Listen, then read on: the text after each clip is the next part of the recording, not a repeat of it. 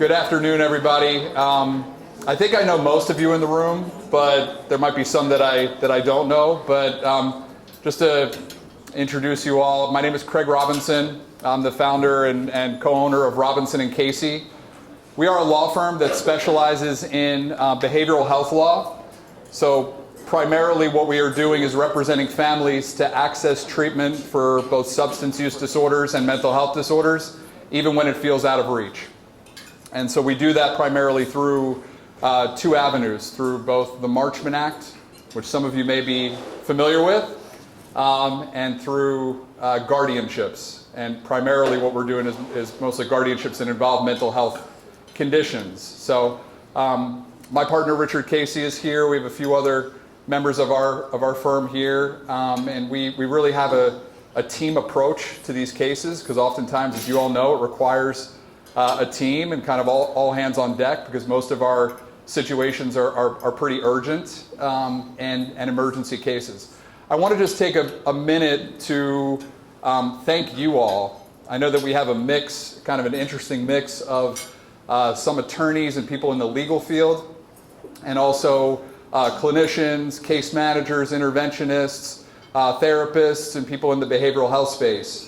I really think that this event, and part of the reason why the group that put this together wanted to put this together, is because I think this kind of an event is really overdue, to kind of get us all in the same room and figure out how we can best collaborate and best work together for the benefit of our mutual clients. And so I want to just take a moment to thank you all for the incredible work that all of you do. I know many of you personally, and I know how outstanding you all are, and it's just great that we're all in the same room together. And kind of, I was trying to think of a joke, like a therapist lawyer joke, and there's definitely something in there, but I know that lawyers can be probably some of the most difficult clients for therapists. I could speak from experience with this. I know that we're not always easy people to deal with. So, no, but with that, we'll kind of get started. And, as I mentioned, the topic of today's conversation, and if there's any other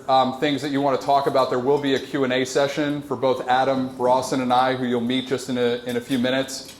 And I do just want to take one moment just to say something about Adam as well. Adam is a criminal defense attorney and has a criminal law practice, which has offices, I know, in Palm Beach County, Broward County, but they really will work throughout the state. And one of the things that we appreciate most about Adam and Manny, who's here as well, and their team, is that they are very recovery conscious when it comes to criminal defense. There's not every criminal defense lawyer that will work on cases along with behavioral health specialists and attorneys that are in the behavioral health space really don't always necessarily care as much about what the outcome is as far as getting their client to the right care and treatment. And so one of the things that's so great to have Adam here is, I know that he'll touch upon that as well, is that he is really one of the more recovery conscious, both in the mental health space and the substance use disorder field, criminal defense attorneys that is out there. So I think you all really will appreciate his presentation as well. So understanding the Marchman Act and understanding involuntary commitment for substance use disorders in Florida. Great, this is working. So I want to just kind of start off with some of the basics. The reality is what is this law for? I mean, this law has been around since 1994. It's had several revisions. Even one more recently in July of 2024, the law was revised again, and I'll touch upon some of the differences between what the law looked like before this most recent change in July of 2024 and now. But really, as far as the purpose of it, and I'll get into a little bit more about which clients might be best suited for this, but really is to provide an avenue for families and loved ones of an individual who has a substance use disorder and co-occurring mental health disorder to really access treatment through a two-part process. The first part of that process is the assessment and stabilization process. And the second part of that process is the treatment services process. So the first thing that is done in a case, that generally these cases start in one of two ways. Either an individual is in treatment or under the care of a clinical professional, but we know from the history of that individual that they are likely to not either stay at that facility or stay under clinical care, or they are unlikely to follow clinical recommendations based on their history.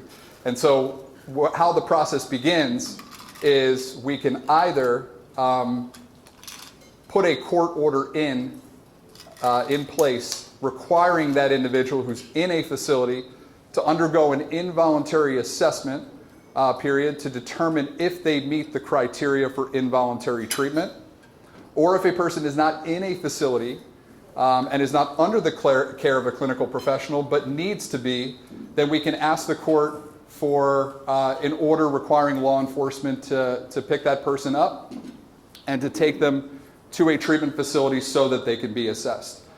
Now, to a lot of families that go through this process, that sounds relatively harsh at times. Obviously, the circumstances of our cases are usually pretty dire. Not usually, they really always are pretty dire. Like if we don't intervene now, something really terrible is going to happen. In mentioning law enforcement is involved in these cases not from a criminal perspective. This is not a criminal process. It is a civil process. And they are not placing the person under arrest, per se. They are involved to make sure that the person stays safe and gets taken to the proper facility for proper assessment and potentially proper care. So Richard and I have been to a lot of the Marchman Act pickups, and we even have, there's a law enforcement officer in Delray who, when he shows up for these law enforcement pickups, he describes himself as an Uber driver. And he's great. And I do have to say, we're really blessed in Palm Beach County and Broward County with some really great law enforcement officers. We are going to be trying to put together an event for law enforcement appreciation to give law enforcement a glimpse of what clinical care actually looks like and what the outcome and the results of their efforts can be soon. But I digress. But just so that you all are aware, even though it does sound harsh, I really will say in our experience, sorry. Okay.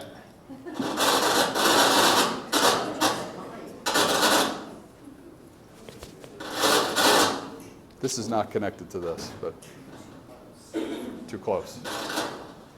Is that better? No, it's not.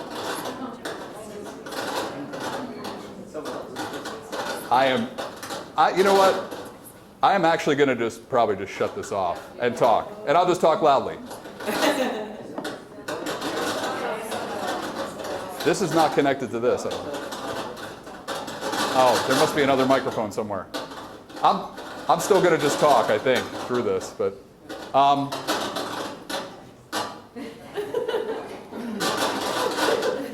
do we know what this is? Yeah.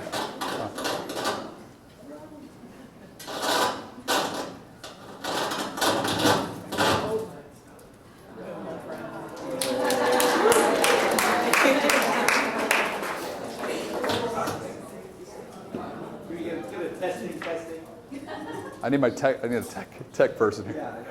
All these.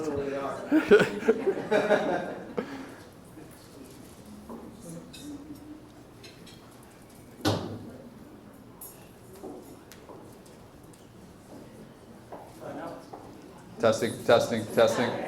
Cool. All right. Yeah, let's give it up. Good.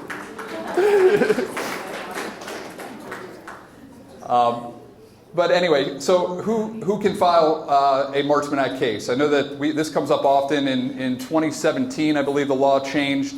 And prior to, if you weren't family, you needed 3 individuals to actually be co-petitioners in a Marchman Act case. And nowadays, it could be anybody with firsthand knowledge of an individual's substance use disorder and behaviors associated with it. So oftentimes, I bring this up because oftentimes families will call us and they are afraid to have their name on the petition and to be the petitioner. And so, I mean, that's really always the case. They know that they don't want their loved one to find out that I'm the one that filed this Marchman Act. And sometimes there's just, unfortunately, no way to avoid that. But oftentimes what we will do is we may strategize with that family to choose somebody who maybe is not family, or maybe is an aunt or an uncle or a cousin, or someone involved who the person may not be as unhappy with that this process was filed. But as we always tell families, and we rely upon you all and your work to help them with this, is that usually this works best if the family is a united front. You know, it's not best to have somebody out on an island doing this as the only individual family member that's actually taking this action. If the family can band together and do this together, then that is always best. And that's generally the message that we tell our families. So when should the family use the Marchman Act? You know, we obviously talk about everything and all the words that are on this slide, but the reality is that we generally tell the families that come to us that it is not for me as an attorney to tell you whether you should or you shouldn't do this. My job is to make sure that you have all of the information available to you to make an informed decision so that you know what this process is about. But you will rarely hear me tell a family that you should do this. Now, if circumstances are dire and this person has had multiple overdoses and they might be in the hospital as a result of an overdose, then I might actually just say, you know what, I mean, in reality, if you don't take this action, then I'm really afraid of what might happen to your loved one. But we really try to stay away from that. Obviously, a good sign that a patient's appropriate for it is that they're in such a state of denial that the only hope for them is to immediately get the care that they need. And obviously, as you all know, addiction is life or death, and families don't need to delay. But when that right time for a clinician, this is really for our clinicians and our case managers and interventionists in the room, is when is a good time for me to recommend this to a family? They're aware of their loved one's use of drugs and alcohol, that it's escalated into a substance use disorder or an identifiable impairment, and that their loved one has refused treatment, regardless of whether the loved one has denied that a problem exists. Now, that refused treatment part is an important one. Many families will call us oftentimes, and the first question we ask them is, have you asked your loved one if they'll go to treatment? And you'd be surprised that some of them say, well, no. And it's like, well, let's start there. Because obviously if we can get an individual to go to treatment voluntarily, that is always going to be preferred.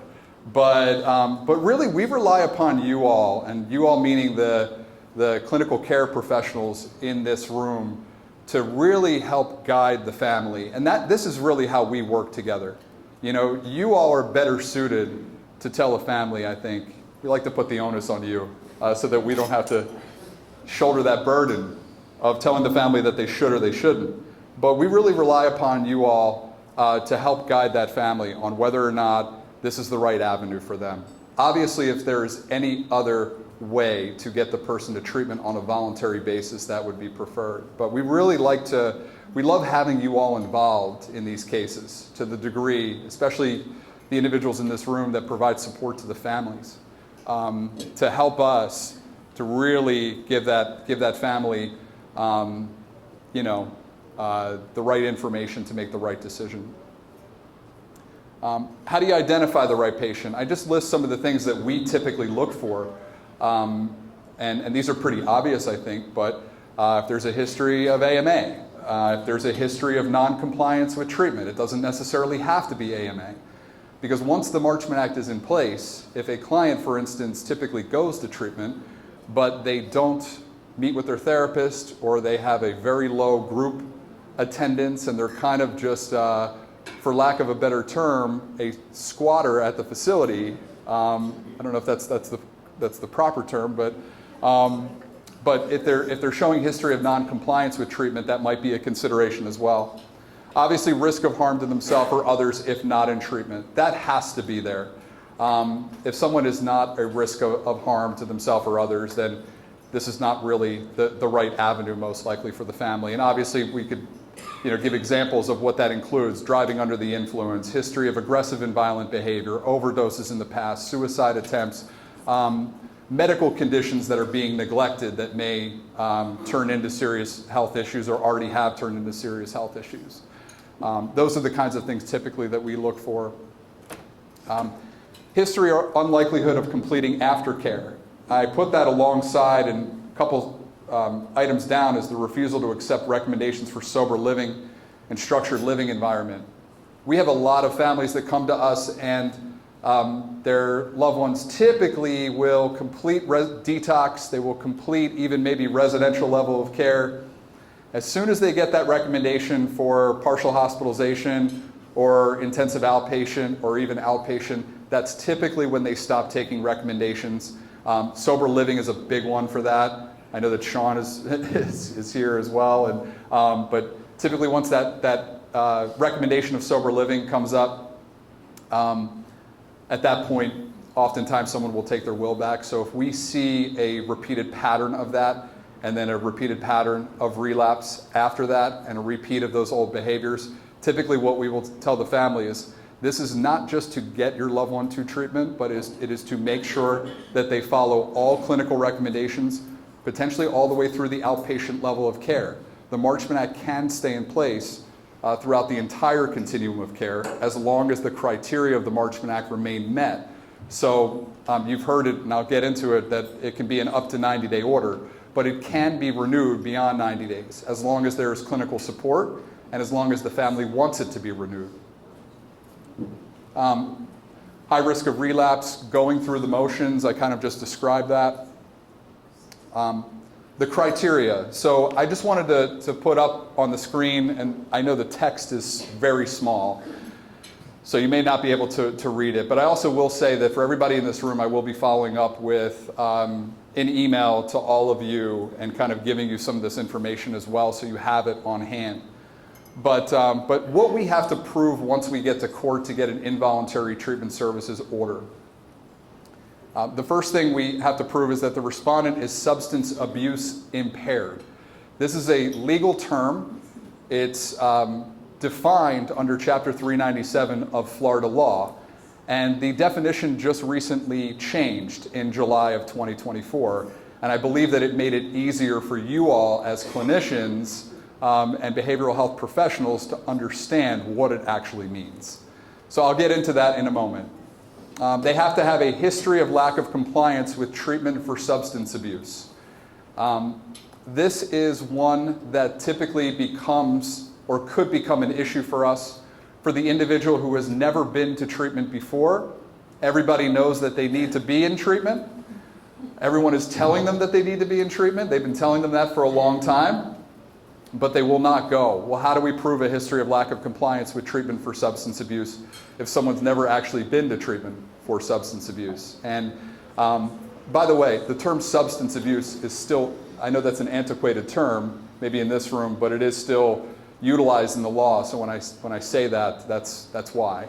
The law has not changed that term. But we will get creative in that circumstance on the history of lack of compliance.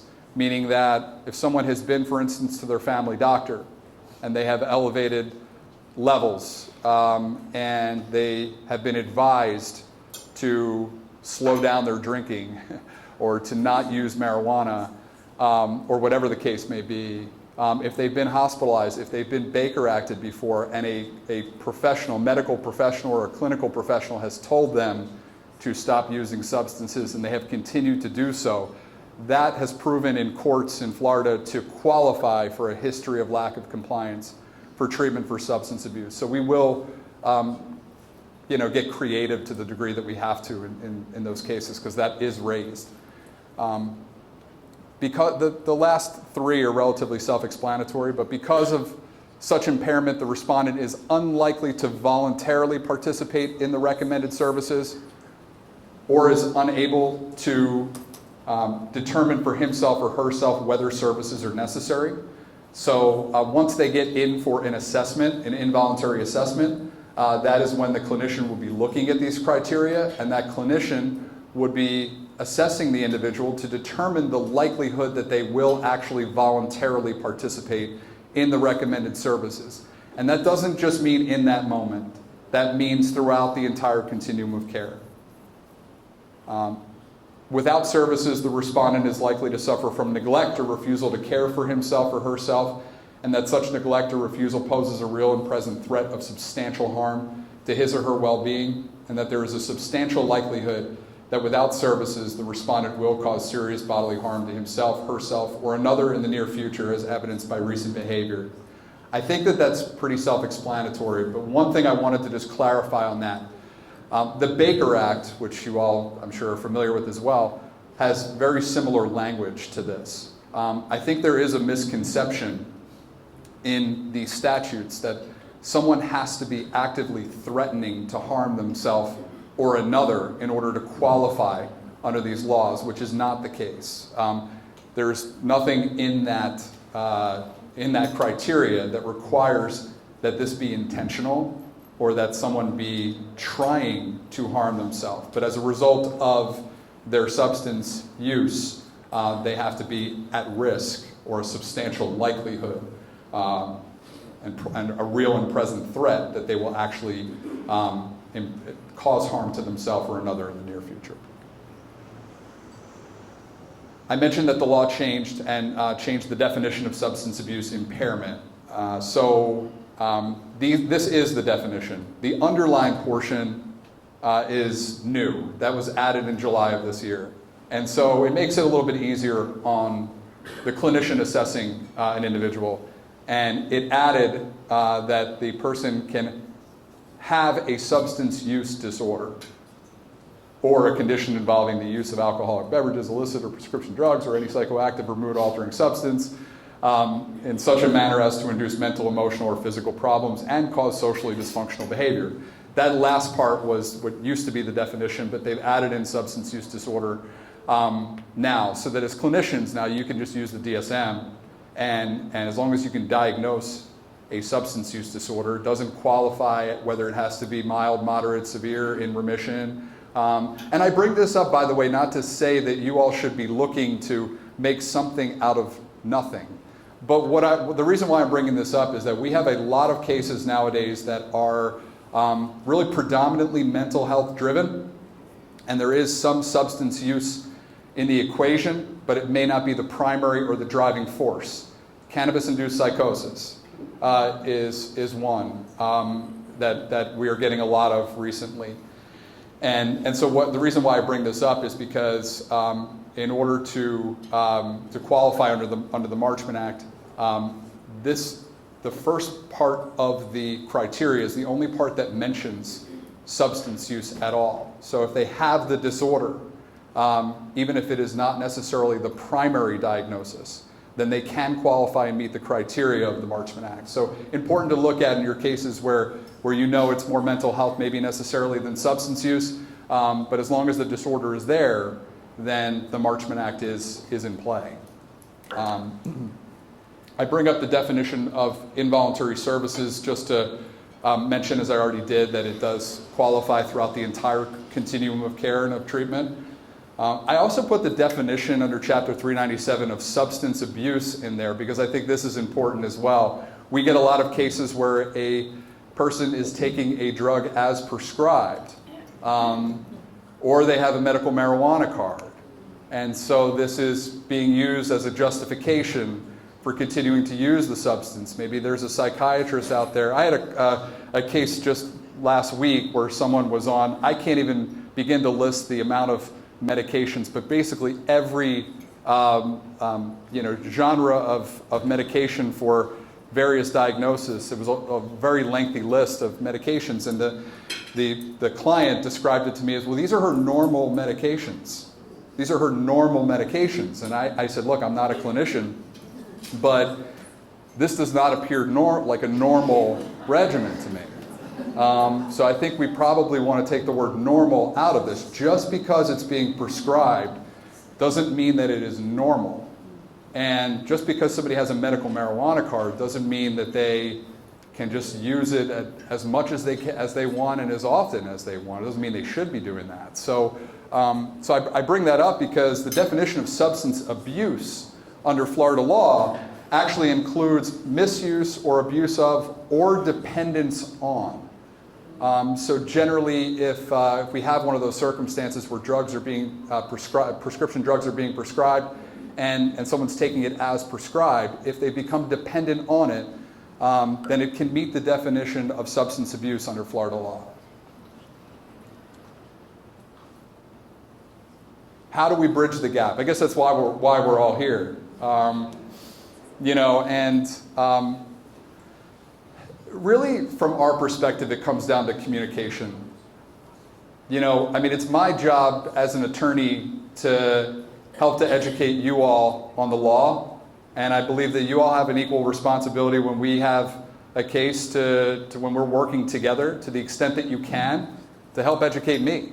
We rely upon you all and your expertise, and we often have clients that will go to the facility for legal questions, and they'll come to me for for questions that really a clinician or a behavioral care specialist should be answering. So we generally will refer our clients back to you all for those questions, and I hope that you all, in cases that we're working together where a family's asking you legal questions, that you refer them back to us. But really, it really comes down to education and communication for us.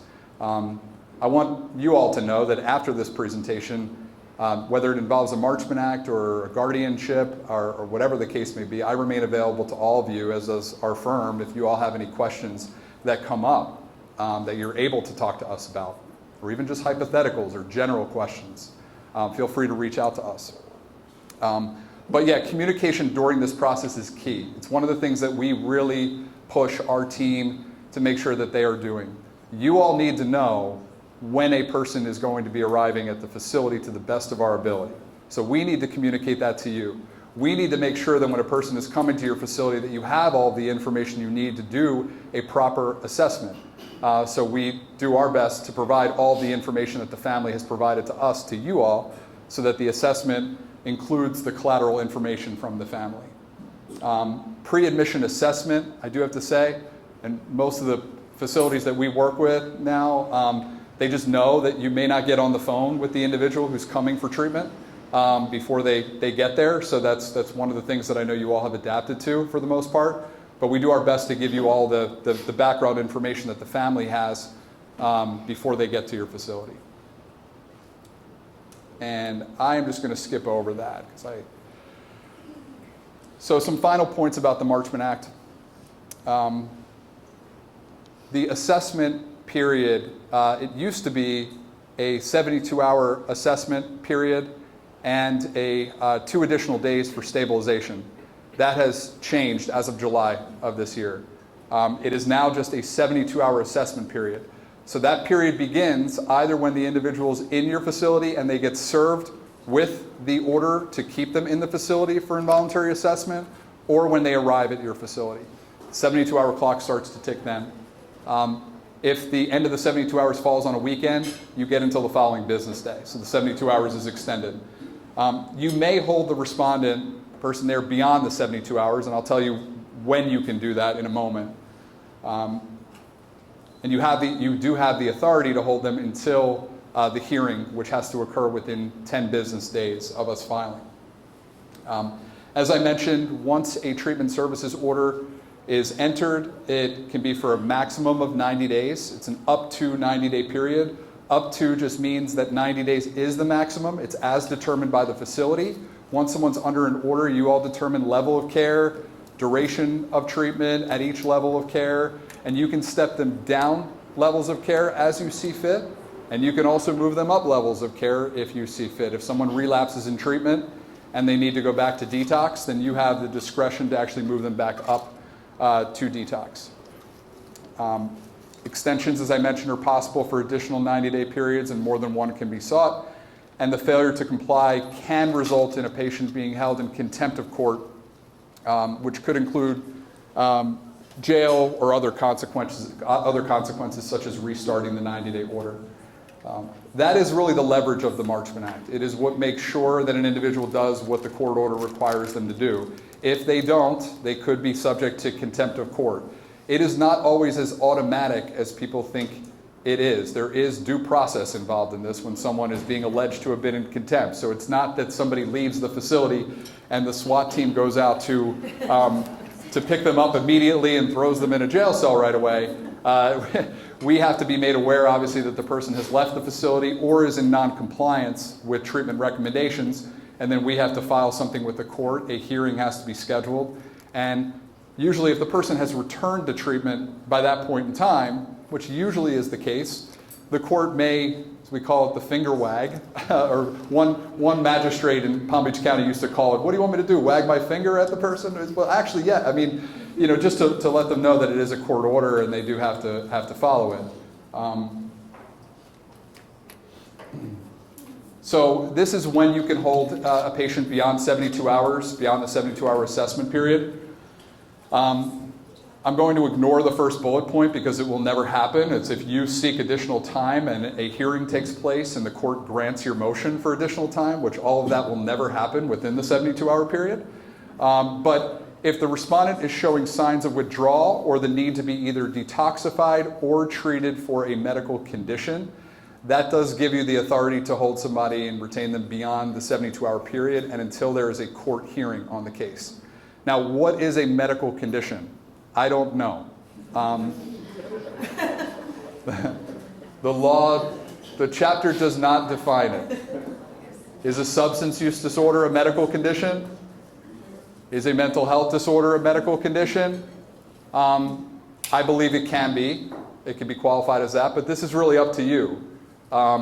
Because the law doesn't define it, what a medical condition is. From my perspective, if you all feel that someone has a diagnosis which puts them in harm's way and the other criteria are met, and you feel that for their own safety that they need to remain in your facility until that court hearing takes place, then under this rule and this law, you have the authority to keep them in the facility until further order of the court. Now, you obviously are not locked down facilities, the ones that work for facilities, but you can obviously advise the patient that you have to remain here until the court hearing, and if they leave the facility, then you all have the authority to let the court know, or let us know if you're able to, that the person has left the facility, and then we can start a contempt proceeding to try to get them back to the facility. For assessors, I just put this in briefly. So the word assessment, by the way, is not defined in the law as well. We do have a template that we generally provide for individuals who haven't done a Marchman Act assessment of what a Marchman Act assessment generally looks like in the form. But it includes history, diagnosis, prognosis, any testing or criteria that you've used, and then recommendations. That's generally what an assessment looks like on paper. While you have 72 hours to complete the assessment, you don't have to complete the report for the assessment within that 72-hour period. As long as you've sat down with the individual and actually assessed them, you've done what you need to do in that 72-hour period. But an assessment has to be done by a qualified professional, which is a licensed therapist, either an LCSW or an LMHC would qualify. And a certification such as a CAP or an MCAP would also qualify you to perform a Marchman Act assessment and be a qualified professional in court and testify. The report must contain the recommended level of substance abuse treatment required, any other relevant information, any co-occurring mental health or treatment needs.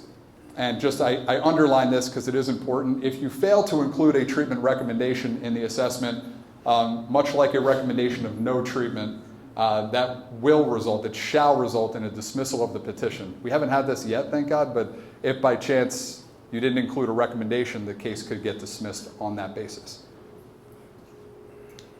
Final points that you all should be aware of. Number one, does someone need to be a Florida resident to be subject to the Marchman Act? No.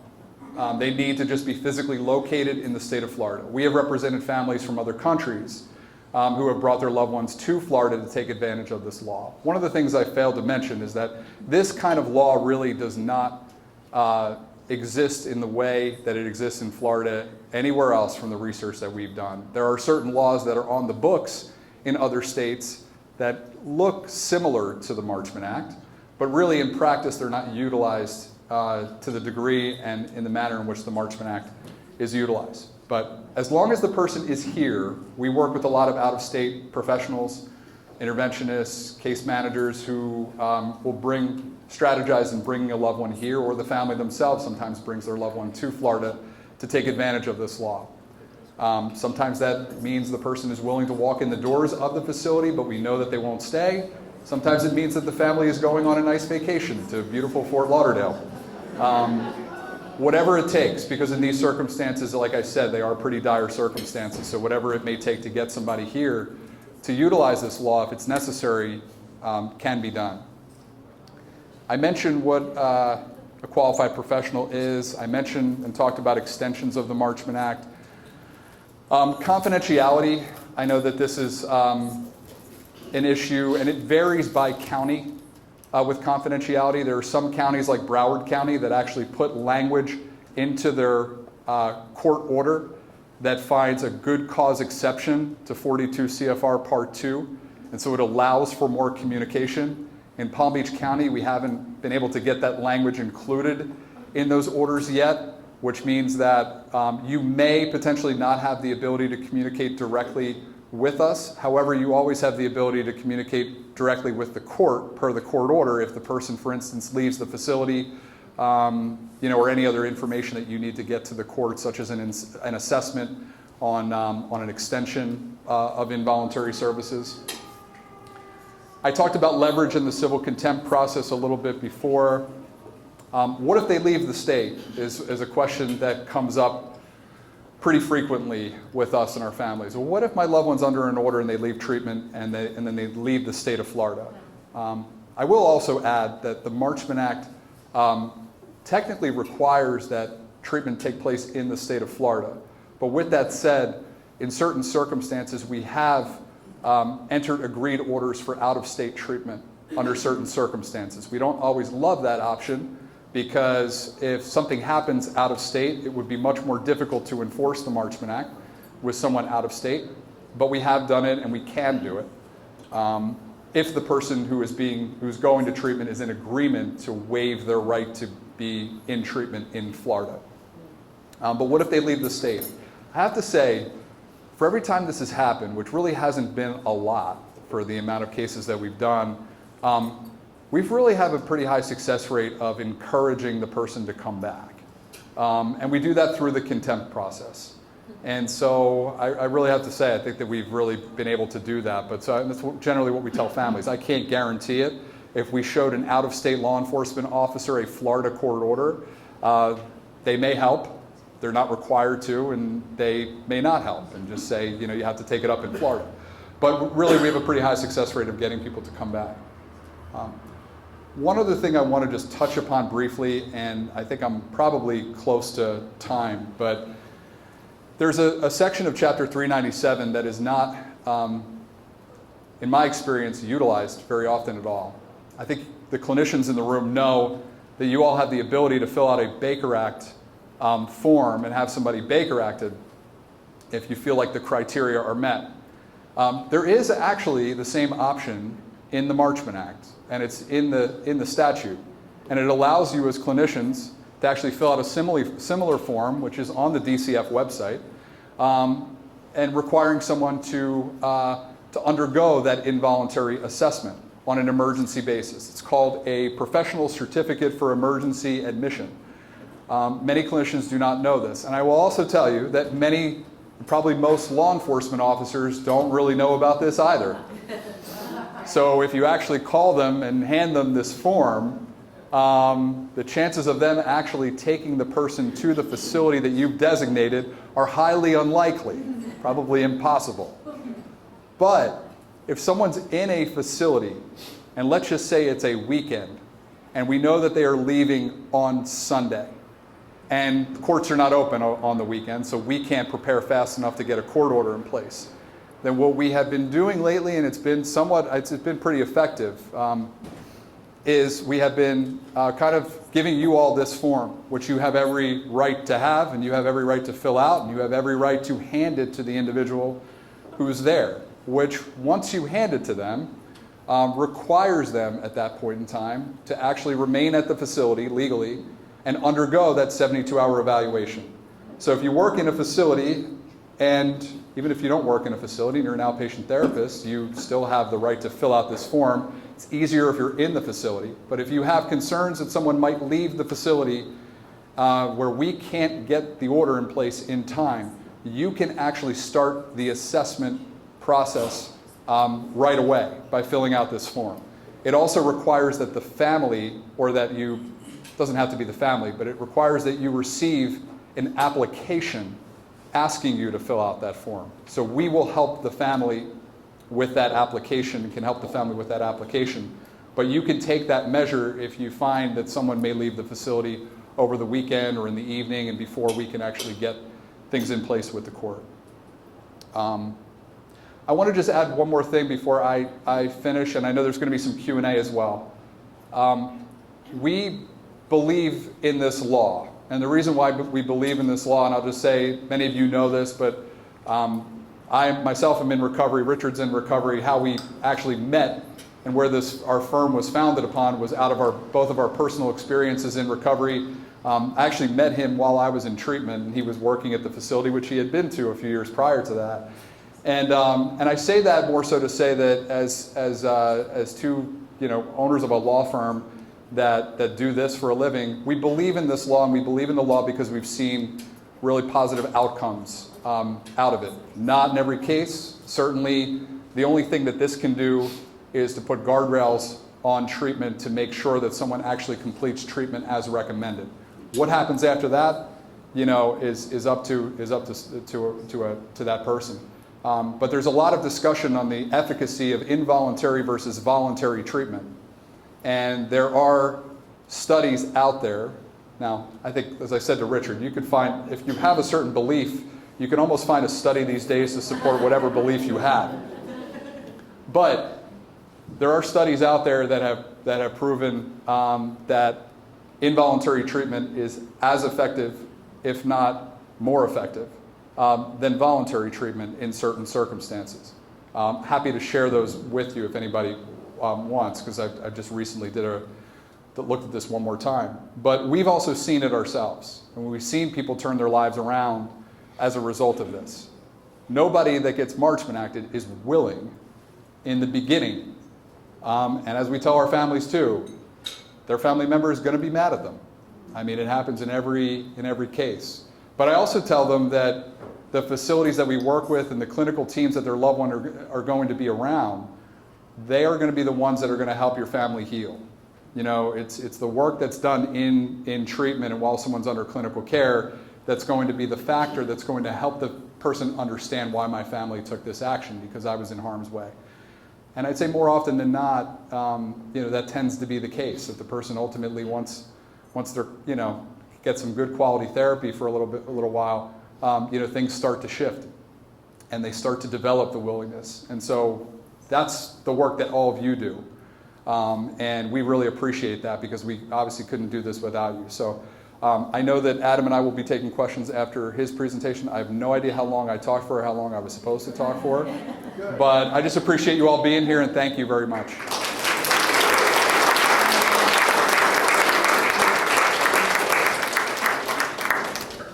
What counties are more favorable to work with in the Marchman?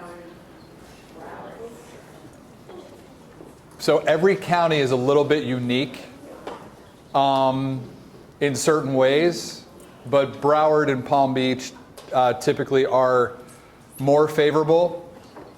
And the reason for that, the main reason for that, is that many counties have one designated assessing facility for Marchman Act cases.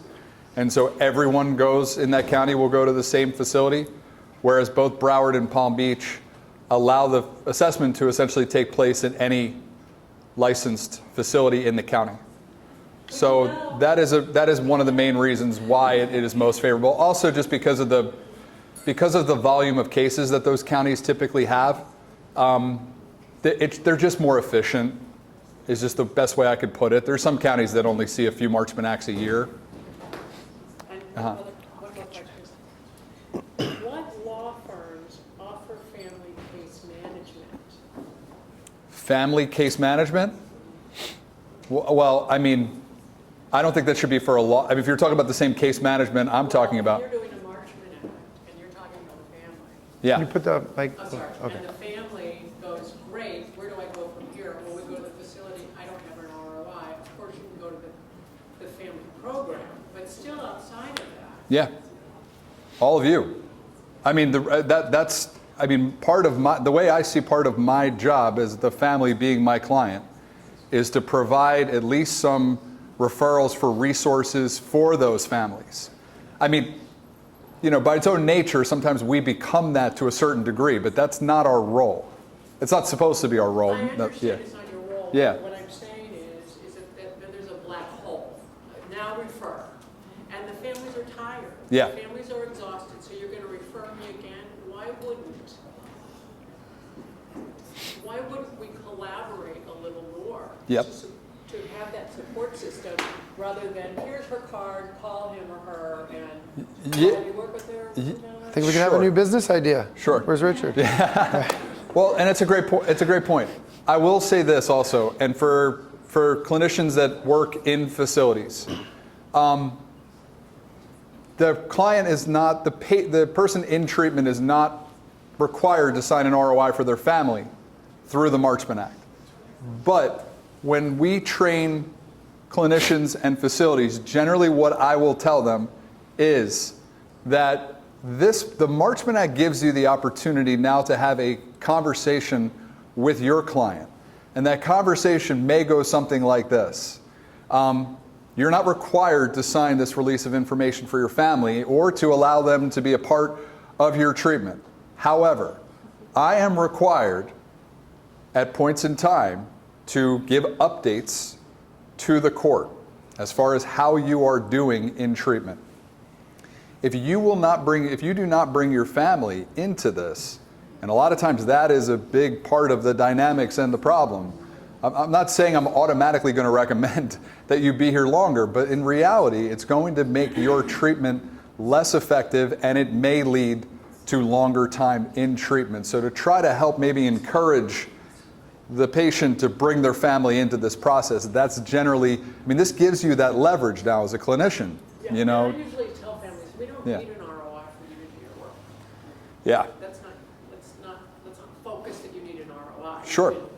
We need to get going on. Or like I tell our families this, there's different levels of ROIs, right? And so every family, when they come to us, initially before they get educated a little bit on this, they want a full release of information. And I tell them, as someone who's been in treatment before, I don't necessarily want my family to know everything that I'm sharing while I'm in treatment, because I'm not going to share certain things then, and I'm not going to get the help that I need. So finding a compromised release, I think, is important to let the patient know that not everything that you share here is going to necessarily go back to your family. Mm-hmm. My question is, how difficult or how easy is it to get a client into treatment, say, because of lack of funds, lack of health insurance, or even a lack of specific treatment program that is necessary for the treatment of this individual? Yep. That's a great question, too. I was just talking about that on the break as well. Legal fees aside, and I find myself having a lot of conversations with families who are never going to hire us because they can't afford us. So, but with that said, even if they can, or even if I do it on a disc, you know, whatever the case may be, finding a treatment partner is going to be the next hurdle if the individual doesn't have insurance and doesn't have the means to pay for it. Some facilities are willing to have some scholarship opportunities, although for involuntary treatment, not so much. It's a great question that I don't really have a great answer to, unfortunately. What would you say the percentage is of people that are in this process? Yeah, I mean, if I had to gauge it, I'd say it's a high percentage of individuals that call our firm that cannot find the right treatment partner. And now in Palm Beach County, they can go to Drug Abuse Foundation or DADA. In Broward County, they can go to BARC, Broward Addiction Recovery Center. I'm sorry? You want to wait Yeah. Yeah, if you want to wait 4 months. I mean, same thing with Drug Abuse Foundation. There's never a bed available is typically how it goes, and they have to check back in with the court until a bed becomes available.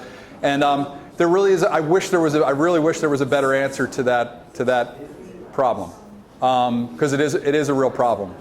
But you know, the family also can purchase a health insurance plan if they're able to, a subsidized plan that may cover some aspect of treatment. It may not give them everything that's clinically recommended, but generally that's what also I will tell them to do, is if your loved one doesn't have money, the reality is they probably can get a plan on the marketplace that's maybe heavily subsidized that can at least cover some portion of this. May not cover everything. And we also, the other piece on that too is that we have a lot of families who will use insurance for treatment.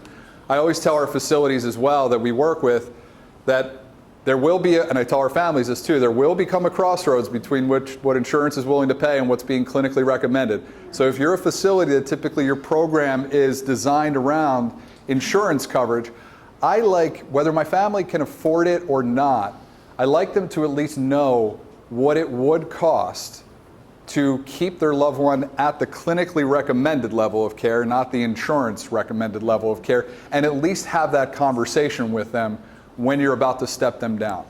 If they decide that it's not in the cards, it's not in the cards, but I like them to at least know what that cost would be. So in mobile crisis, often when I Baker Act, 50% of the time the police don't realize they have to transport. Yep. So say I write an emergency Marchman.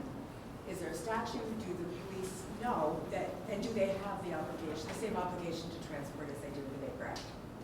So yes, and there is so I should actually backtrack. The statute actually, under the Marchman Act section for professional licensure, uses the word may, that the law enforcement officer may transport the individual, whereas in the Baker Act statute it uses the word shall. Difference there. Now, if you get into this conversation in an argument with a law enforcement officer and say, well, but I have to say this, I have actually gotten calls from clinicians who are with law enforcement in that moment trying to Baker Act somebody and saying they won't take them. And I will text them the statute, the section of the statute, and say, show them this. Now, whether it makes a difference or not, you're right, well, whether it makes a difference or not, I don't know, they still might not do their job. But that is their job. That is so. In the Baker Act, it is a shall. In the Marchman Act section under professional certification, it is a may. In my experience, this is best used in the circumstance where the person's already in the facility planning on leaving. You don't have time to get a Marchman Act court order in place, so this is the fallback. If the Marchman Act is written and they're going to a substance abuse facility, is it a pickup order? Yes. Okay. You mean the court order? The court order is a pickup, because with Baker Act, we go and assess on site. Yes. So it's pickup If order, mobile doesn't get involved in that. Correct. Now listen, I mean, here's the thing. We also have circumstances where, like for instance, we're working with an interventionist maybe, and we have the court order in hand, and the family may want to give their loved one the opportunity to, this could be pretty effective too for an interventionist who may now have the court order in hand, and law enforcement might be coming relatively soon to pick the person up. Now, the risk of this is that the person finds out about the court order and they're like, I'm getting the heck out of here, and they leave the state potentially. But if I always tell our families, like, you know your loved one better than I do. It's not for me to tell you whether this is going to work or that's going to work. But sometimes we will use, through an interventionist, for instance, having the court order in hand to say, you can either go the easy way or the more difficult way. Thank you. Yeah. So on these orders that I've seen in the past, they have usually the specific treatment center listed with the address and everything. I've had it where clients have come from another treatment center, they left against medical advice or something, and then they end up in another treatment center and the order has that original one on it. Yeah. How does that work? And when the residential level of care is trying to send them to the next level of care, or lower level of care, and it doesn't have that, does it still stand? Yeah, so I mean, that's a great question. So if you notice on the orders, it will also say the designated treatment facility or the nearest appropriate licensed service provider. So it will have that language typically in the order. But if a person moves facilities and you have one designated, I can also file a motion to amend the assessing facility for reasons like that, and potentially get that amended is one option. And the other option is in order now, since the law changed, the rationale for being able to go forward with a petition for treatment services, which is phase 2 of the case, only requires that an assessment, the person had been assessed in the last 30 days. So wouldn't necessarily be an involuntary assessment per se, but you can go forward on a clinician having assessed the person in the last 30 days, whether that be the originally designated licensed service provider or wherever they ended up at that point. But we would help the family and the facility navigate that kind of a circumstance from a legal perspective. Mm-hmm. You have a person under Marchman. They decided it'd be a good idea to leave Sean's facility and go to Atlanta. Uh-huh. It's not extraditable, Correct. but you stated that you can make a contempt issue out of it. Correct. What does that contempt of court issue look like? Well, if you're out of state and you leave the state, I file a motion for show cause to hold you in contempt. You have notice of that hearing, you don't show up to the hearing, or you show up and you're out of state and you're not where you're supposed to be, I get an order of contempt, which next comes a capias warrant, a writ of bodily attachment. So you'll have a warrant essentially out in Florida, okay, so that if you return to Florida and have law enforcement contact, you'll be in the system to be taken to jail. So that's the leverage right there, right? So obviously if someone just says, oh, I'm just never going to come back to Florida and never deal with it, okay, fine, it's still going to be out there, it doesn't go anywhere. There are judges in certain counties. I had one that I didn't even ask for this to happen, who will, now legally you could say this may not be appropriate, but will make it criminal. I had a judge in St. Lucie County who someone had violated the court order so many times and had refused compliance that he actually asked me, tell me why I shouldn't find an order, why I shouldn't, I was like, I have an order on my desk to hold this person in criminal contempt. You tell me why I shouldn't do it.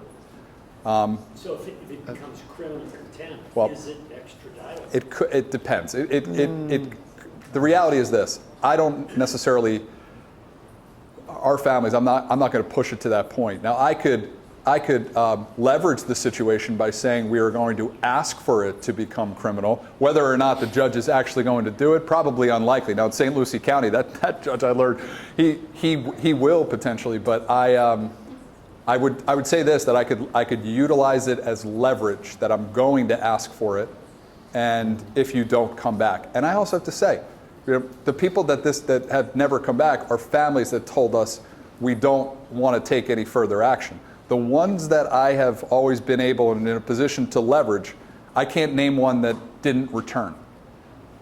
Mm-hmm. Yeah. Okay. How does a No mic. Marchman Act or a Baker Act show up on a background screen?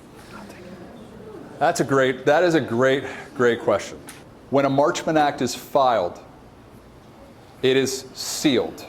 So it's a confidential case. Unlike other lawsuits and court proceedings and criminal matters that are public record, that you can go online and you can pull someone's court docket and find what they were charged with, arrested for, who they sued, things of that nature. The Marchman Act case, you can't, from a public perspective, search for it and find it in a public records request. We have had a number of people who have gone on for like regular employment screenings and things of that nature, and from what we found, it does not appear on any kind of a standard background check that employers would typically utilize for employment purposes. Untested, and every background check is a certain level of background check. I haven't tested this with like government screenings and higher level screenings. I assume that it may potentially pop up on something like that.